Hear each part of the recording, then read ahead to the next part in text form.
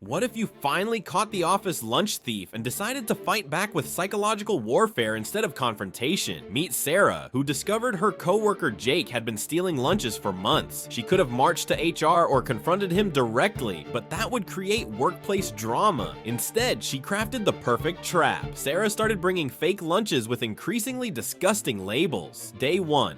Leftover fish smoothie with expired yogurt. Day 2. Grandma's tuna casserole been in my car trunk for 3 days. Day 3. Mystery meat found behind my couch. Might be chicken. Jake kept stealing them, probably thinking the labels were jokes. But word spread quickly through the office about Sarah's gross lunches. Soon, nobody would touch anything in that fridge without permission. The psychological effect was brilliant. Everyone became hyper aware of food ownership. Jake eventually stopped stealing, never knowing he'd been caught. One fake lunch created an unspoken code of fridge respect that lasted years.